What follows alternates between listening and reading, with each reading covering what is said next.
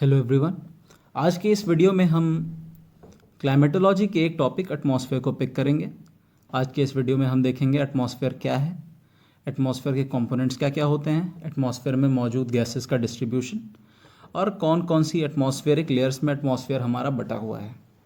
So let's start our video. Let's move on to our first slide. What is atmosphere? एक बहुत ही basic सी definition है। एक layer of gases जो कि अर्थ को चारों ओर से घेर करके रखता है, जिसे अर्थ अपनी ग्रेविटी से होल्ड करके रखती है। This is atmosphere. Let's move on to the next slide. Composition of atmosphere. हमारा एटमॉस्फेयर बना हुआ है gases, water vapour, dust particles और एरोसॉल से मिल करके। खास चीज़ ये है कि ये जो कॉम्पोजिशन है ये लेयर दर लेयर जैसे हम मूव ऑन करते जाते हैं ये कॉम्पोजिशन चेंज होता जाता है और वक्त के साथ साथ भी ये कॉम्पोजिशन चेंज होता रहता है। Let's move on to our next slide. Gases in atmosphere.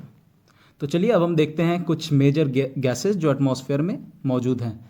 Nitrogen 78% हम सभी जानते हैं।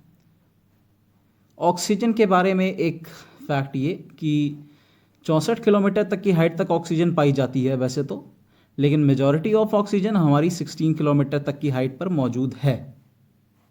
16 किलोमीटर, ये ध्यान रखने वाली बात है। Let's move on to our next slide. हमारी अगली इंपॉर्टेंट गैस है कार्बन डाइऑक्साइड। कार्बन डाइऑक्साइड के बारे में खास बात, transparent to incoming solar radiation but opaque to outgoing terrestrial radiation. अर्थात इसे हम एक डायग्राम के साथ समझेंगे। मान लीजिए ये हमारी अर्थ है और यहाँ कहीं सन है। अब सन की तरफ से शॉर्ट वेवलेंथ के फॉर्म में सोलर रेडिएशन हमारी अर्थ पर आती है दिन के टाइम में, जबकि रात के वक्त में हमारी अर्थ लॉन्ग वेवलेंथ के फॉर्म में टेरेस्ट्रियल रेडिएशन एमिट आउट करती है। ये मान लीजिए suspended carbon dioxide in the atmosphere है। तो कार्बन डाइऑक्साइड की खास बात यह है कि सूरज की ओर से आने वाली इन रेडिएशंस के लिए तो ये ट्रांसपेरेंट है, अर्थात इन्हें अर्थ के सरफेस तक पहुंचने देती है। लेकिन जब रात में अर्थ एनर्जी को एमिट आउट करती है तो ये कार्बन डाइऑक्साइड की लेयर कुछ अमाउंट में इन रेडिएशंस को ऑब्जॉर्व कर लेती है और काफ़ी सारी रेडिएशन को ये अर्थ के सरफेस पर वापस रिफ्लेक्ट बैक कर देती है। इससे होता ये है कि अर्थ अपना एक पर्टिकुलर तापमान मेंटेन करने में सक्सेसफुल रहती है। इसके साथ ही साथ carbon dioxide lower layers of atmosphere में कन्फाइंड होती है। अब जिस तरह से क्लाइमेट चेंज अप्रोच कर रहा है, पूरी दुनिया उसकी बात कर रही है, मैंने यहाँ पर एक फैक्ट डाल रखा है। ये फैक्ट हम आगे चल के किसी ना किसी तरीके से यूज़ करेंगे, कहीं भी आंसर राइटिंग या फिर कैसे भी हम यूज़ कर सकते हैं इसे। 1750s में जो कार्बन डाइऑक्साइड का एवरेज ग्लोबल अमाउंट था, इट वाज 280 ppm, अर्थात पार्ट पर मिलियन, 280 पार्ट पर मिलियन। पर मेजरली एंथ्रोपोजेनिक फैक्टर्स की वजह से आज वह 2018 में 407.4, माफ़ कीजिएगा आज नहीं, 2018 में इट वाज 407.4 ppm। आज तो ये और भी ज़्यादा होगा। इसको अच्छे से समझने के लिए मैंने यहाँ पर एक ग्राफ पिक किया हुआ है। तो ये है वो ग्राफ। आप देख सकते हैं 1750 में जो एटमॉस्फेरिक CO2 का लेवल है वो 280 ppm है और कार्बन डाइऑक्साइड एमिशंस अभी बहुत हाई नहीं हैं। फिर ये धीरे धीरे इंडस्ट्रियल एज शुरू होती है और आप देख सकते हैं किस तरह से ये कार्बन डाइऑक्साइड एमिशंस तेज़ी से बढ़ रहे हैं और मेरे हिसाब से 1940s 50s के आसपास ये आपको और तेज़ी से बढ़ते हुए मिलेंगे। ये टाइम पीरियड था वर्ल्ड वॉर 2 के बाद रिकंस्ट्रक्शन एंड डेवलपमेंट का काम था। तो डेवलपमेंट के नाम पर देशों ने धड़ल्ले से कार्बन डाइऑक्साइड एमिशंस किए और आज हम एटमॉस्फेयर में इतनी सारी कार्बन पाते हैं, कार्बन डाइऑक्साइड। चलिए let's move on to our next slide. Ozone बहुत ही खास सी गैस है, ये बहुत ज़्यादा इंपॉर्टेंट है। सिंपल से फैक्ट्स, 10 से 50 किलोमीटर की हाइट पर मौजूद होती है, लेकिन ये 80 किलोमीटर तक की हाइट पर भी इसके ट्रेसेस फाइंड आउट किए जाते हैं। खास चीज़ ये है कि इकट्ठा होती है ये लोअर लेयर ऑफ स्ट्रेटोस्फियर में और 15 से 35 किलोमीटर तक की हाइट पर एक लेयर को भी हम जानते हैं ओजोनोस्फीयर के नाम पर, जहाँ पर हाई अमाउंट में ओजोन इकट्ठा होती है। Let's move on to our next slide. Water vapour. Water vapour के बारे में मुझे कुछ ज़्यादा बताने की ज़रूरत नहीं है। हम सभी जानते हैं जैसे जैसे हम इक्वेटर से पोल्स की तरफ जाते हैं, एयर की वाटर कैरिंग कैपेसिटी कम होती जाती है, वाटर होल्डिंग कैपेसिटी जिसे हम बोलते हैं वो कम होती जाती है। इस वजह से जैसे जैसे हम इक्वेटर से पोल्स की तरफ मूव करते हैं, वाटर वेपर की मात्रा कम होती जाती है। अब्जॉर्ब करती है ये सन की इंसोलेशन को, और अर्थ जो रात में हीट रेडिएट बैक करती है उसको भी ये प्रिजर्व करती है। वाटर वेपर के बारे में इतना काफ़ी है। अब चलिए अपनी अगली स्लाइड पर चलते हैं। एरोसॉल्स। फॉसिल फ्यूल के बर्न होने पर जो एमिशंस होते हैं, ये उन्हीं एमिशंस का रिजल्ट हैं, ये टाइनी पार्टिकल्स, एरोसॉल्स। एरोसॉल्स की खास बात ये होती है कि सन की तरफ से आने वाली रेडिएशंस इनसे टकरा करके वापस रिफ्लेक्ट बैक हो जाती हैं, जिसकी वजह से वो रेडिएशंस अर्थ तक नहीं पहुंच पाती हैं और कुछ हद तक अर्थ गर्म नहीं हो पाती है जितनी वो उन रेडिएशंस की वजह से हो सकती थी। तो ये हेल्प करते हैं अर्थ को, थोड़ी सी कूलिंग में हेल्प करते हैं अर्थ की। प्लस इसके साथ ही साथ एरोसॉल्स सरफेस प्रोवाइड करते हैं वाटर ड्रॉपलेट्स के फॉर्मेशन के लिए। चलिए let's move on to our next slide. अभी तक हमने देखा कुछ इंपॉर्टेंट गैसेस जो कि एटमॉस्फेयर में मौजूद हैं। अब ये एक चार्ट है मेजर एटमॉस्फेरिक गैसेस और उनका परसेंटेज बाय वॉल्यूम।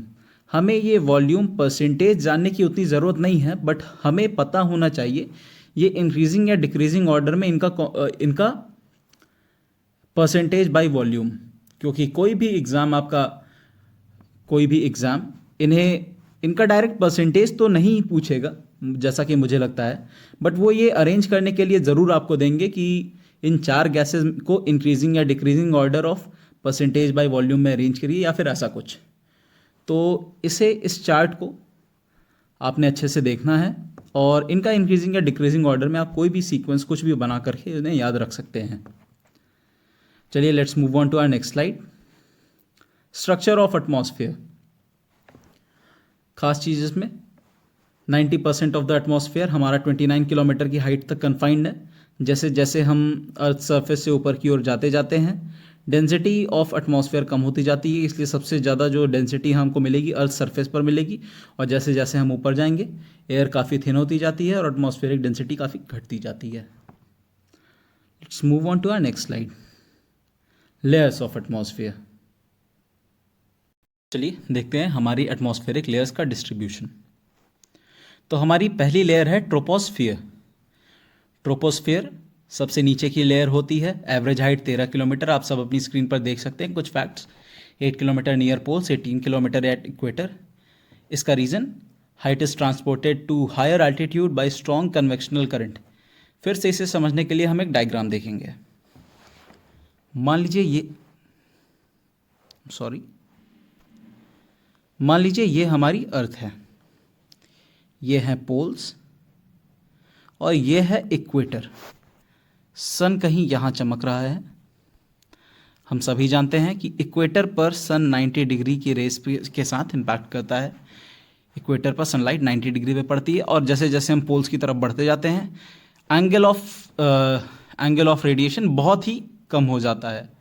और हम सभी जानते हैं कि एंगल ऑफ इम्पैक्ट अगर कम हो जाएगा तो वहाँ पर हीटिंग इतनी नहीं होगी। अब जब एक मिनट, ये रहा सन, ये रही अर्थ। अब जब सन की तरफ से रेडिएशंस हमारे इक्वेटर पे आती हैं तो ज़्यादा गर्मी होने की वजह से हम सभी जानते हैं कि warm air rises up, air ऊपर की ओर राइज करती है, वार्म एयर ऊपर राइज करती है। ये जितनी ज़्यादा गर्म होगी ये उतनी ज़्यादा एनर्जी रिलीज़ करते हुए उतना ज़्यादा ऊपर तक जाएगी, फिर ऊपर जा कर के ये डाइवर्ज हो जाती है। सेम पोल्स पर भी होता है। पोल्स पर भी हवा ऊपर उठते हुए ठंडी होती है, जब जा कर के ठंडी होती है, गर्म हवा ऊपर उठने के बाद ठंडी होने के बाद डाइवर्ज करती है। बट हम एक कॉमन सा लॉजिक है कि जितनी हवा यहाँ पर गर्म होगी इन कंपैरिजन टू इट, हवा यहाँ पर उतनी गर्म नहीं होगी। इसी साइकिल को हम बोलते, इसी करंट को हम बोलते हैं कन्वेक्शन करंट्स। ये जो राइज ऑफ एयर होता है इसी को हम कन्वेक्शन करंट बोलते हैं। तो जब ये हवा ऊपर की ओर राइज करती है तो अपने साथ साथ ये वो जो ट्रोपोस्फेरिक लेयर है उसे भी उठाते हुए चलती है।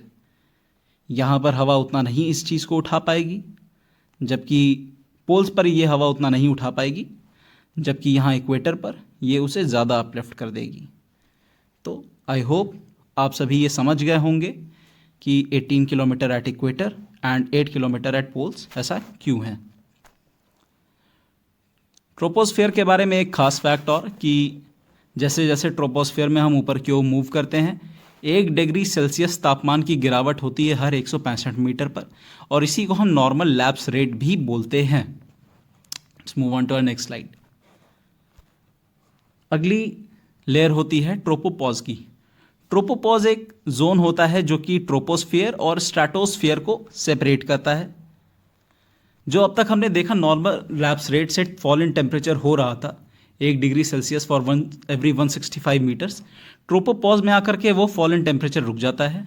इक्वेटर पर ये तापमान इस लेयर में -80 डिग्री सेल्सियस तक हो जाता है, जबकि पोल्स पर -45 डिग्री सेल्सियस पहुंच जाता है। ये कुछ इसकी हाइट लिखी हुई है।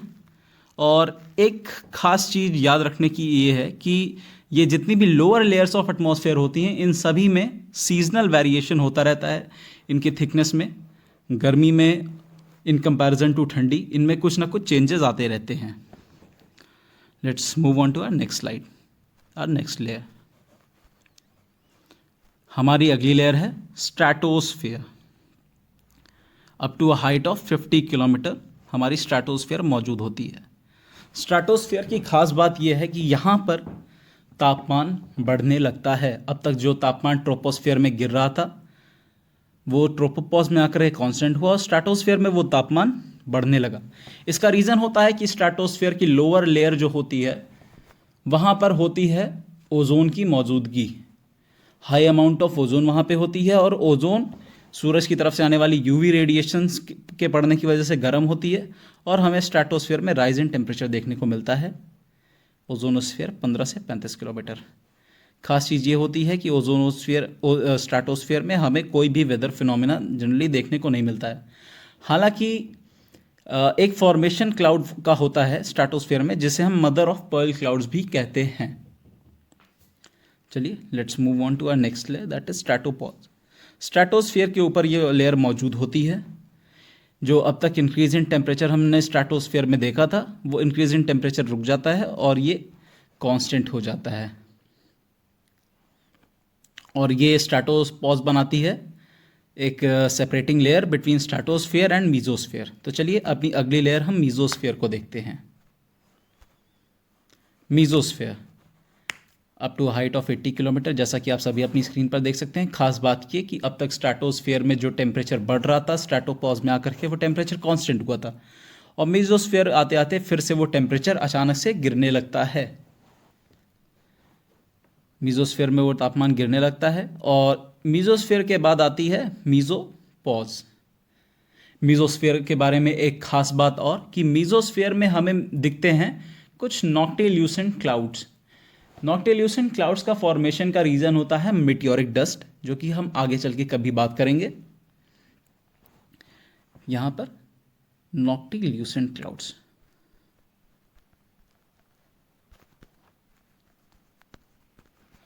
देखने को मिलते हैं। इसके बाद आती है लेयर मीजोपॉज की। यहाँ पर फिर से अब तक जो फॉल इन टेम्परेचर हो रहा था मीजोस्फियर में जो कि -100 degree Celsius at height of 80 kilometre पहुँच गया था वो रुक जाता है।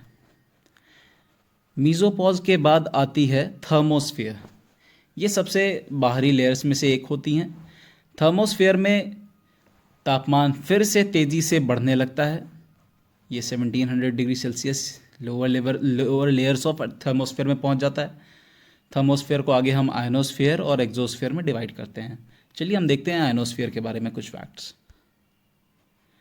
आयनोस्फियर हाइट सभी आप देख ही सकते हैं। आयनोस्फेयर आगे चल कर के डी, ई, एफ और जी लेयर्स में बटी होती है। खास बात ये होती है कि इनमें से कुछ लेयर्स ऐसी हैं जो सनसेट के साथ डिसअपियर हो जाती हैं। आयनोस्फेयर में तापमान तेज़ी से बढ़ता है, उसका रीज़न होता है आयनोस्फेयर में मौजूद आयंस का इंटरैक्शन, जिससे वो high amount of energy produce करते हैं, और एनर्जी मतलब हीट। आयनोस्फेयर की इम्पॉर्टेंस ये है कि अर्थ की तरफ से जाने वाली रेडियो वेव्स आयनोस्फेयर से टकरा करके रिफ्लेक्ट बैक हो जाती हैं अर्थ तक। तो रेडियो ट्रांसमिशंस में आयनोस्फेयर हमारी काफ़ी मदद करती है। चलिए let's move on to our next slide. Exosphere, ये हमारी एटमॉस्फेयर की सबसे ऊपरी लेयर मिलकर के बनाती है। डेंसिटी हम जानते हैं काफ़ी कम होती है। तापमान इसका 5500 डिग्री सेल्सियस के आसपास तक पहुंच सकता है, यानी कि ये लेयर बहुत गर्म होती है। इस लेयर की खास बात ये होती है कि इस लेयर में वैन एलन रेडिएशन बेल्ट्स होती हैं, वैन एलन रेडिएशन बेल्ट्स, और ये बेल्ट्स ही रिस्पॉन्सिबल हैं ऑरोरा बोरियोलिस और ऑरोरा ऑस्ट्रियालिस, यानी कि नॉर्दर्न एंड सदर्न लाइट्स के फिनोमिना को क्रिएट करने के लिए। मैंने आप सभी के लिए यहाँ पर एक ऑरोरा की इमेज भी डाल रखी है। It is a beautiful sight to watch, और ये हमारी दोनों ही हेमिस्फीयर्स में हमें देखने को मिलती है। Let's move on to our next slide. ये एक रिप्रेजेंटेशन है कि हमारे एटमॉस्फेयर में तापमान किस तरह से लेयर दर लेयर के साथ चेंज होता रहता है। मान लीजिए ये अर्थ सरफेस है। जब हम ट्रोपोस्फेयर में होते हैं तो जैसा हमने पहले डिस्कस किया है, नॉर्मल लैप्स रेट यानी कि 1 डिग्री सेल्सियस फॉर 165 मीटर के हिसाब से तापमान गिरता है। ट्रोपोपॉज में आकर के वो कांस्टेंट होता है। स्ट्रैटोस्फेयर में वो फिर से तापमान बढ़ता है। स्ट्रैटोपॉज में वो फिर से कांस्टेंट होता है। फिर मीजोस्फीयर आते आते वो तापमान फिर से गिरना चालू हो जाता है। 80 किलोमीटर तक की हाइट पर वो -100 डिग्री सेल्सियस पहुंच जाता है। मीजोपॉज में वो टेम्परेचर फिर से कांस्टेंट होता है, और थर्मोस्फीयर के आने के बाद वो टेम्परेचर बढ़ता ही जाता है, वो 5500 डिग्री से भी ज़्यादा पहुंच जाता है। ये रिप्रेजेंटेशन है हमारा ये एटमॉस्फेयर लेयर्स में चेंज इन टेम्परेचर का।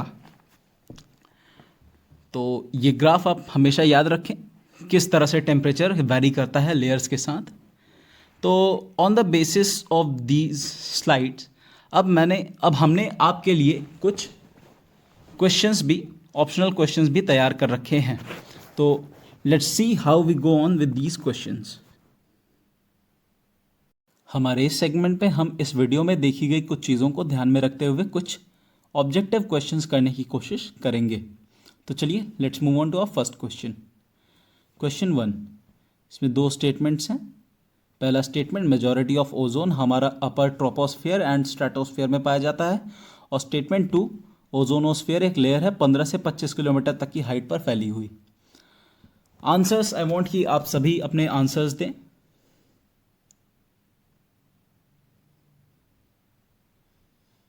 चलिए आई गेस अब तक आप सभी के आंसर्स आ गए होंगे। तो आई होप आप सभी ही सही हों। इसमें दोनों ही स्टेटमेंट गलत हैं, क्योंकि मेजॉरिटी ऑफ ओजोन स्ट्रेटोस्फियर की लोअर लेयर्स में होता है, ना कि ट्रोपोस्फियर में। और ये जो हाइट दी हुई है 15 से 25 नहीं, 15 से 35 किलोमीटर होती है। तो चलिए none are correct. Let's move on to our second question. फिर से 2 statement. Most of the weather phenomena are associated with troposphere and tropopause. Statement 2, no cloud formations beyond troposphere. Take your time and answer the question.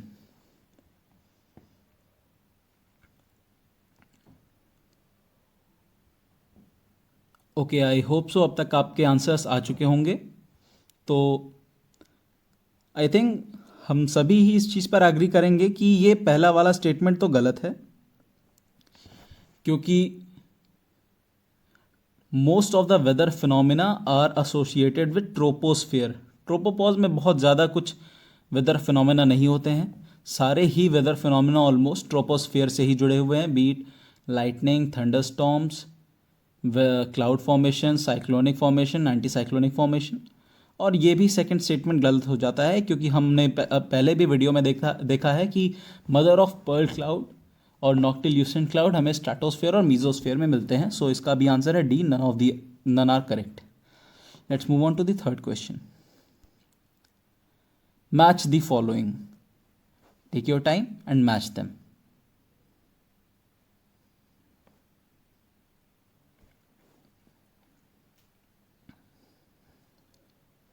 Okay, so अब तक आप लोगों के answers आ गए होंगे। Let's go on with me. Troposphere में rainfall, exosphere में ऑरोरा बोरियोलिस, मीजोस्फेयर में नॉक्टिल्यूशन क्लाउड्स और स्ट्राटोस्फेयर में मदर ऑफ पर्ल क्लाउड्स। चलिए अब चलते हैं अपने अगले सवाल की तरफ। Okay, question number 4। Ionosphere reflects low frequency radio waves back to the earth surface और convection currents play a role in determining the thickness of ionosphere. अपने आंसर चुने, उसके बाद हम देखते हैं।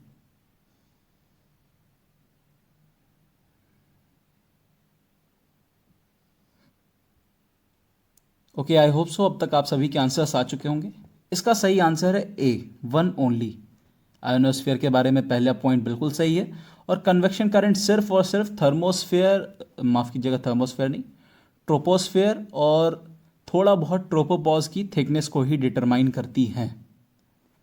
इतना ऊपर आयोनोस्फेयर तक उनका कोई इफेक्ट नहीं आता है। Let's move on to our next question.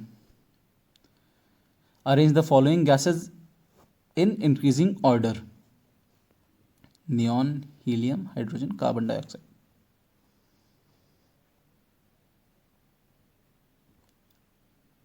तो इसका सही सीक्वेंस है सी, 3 2 1 4।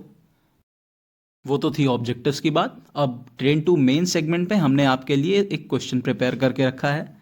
How does the presence of ozone in stratosphere and in lower troposphere impact the atmosphere and its role in climate change. यानी कि ओजोन का प्रेजेंस स्ट्रेटोस्फेयर में और lower troposphere में किस तरह से एटमॉस्फेयर और क्लाइमेट चेंज को इम्पैक्ट करता है। आई वॉन्ट कि आप सभी इस पर कुछ ना कुछ लिखें, सोचें। डेटा ना मिल पाए तो इंटरनेट पर जाएं, उसकी हेल्प लें, नहीं तो हम आगे कभी इस चीज़ को डिस्कस करेंगे ही। चलिए, थैंक्स अ लॉट। एंड अगर आपको कोई भी डाउट है तो कमेंट सेक्शन में अपने डाउट्स ज़रूर पुट अप करें। I will be very happy to help you all. तब तक के लिए थैंक यू। मिलते हैं अपने अगले वीडियो में।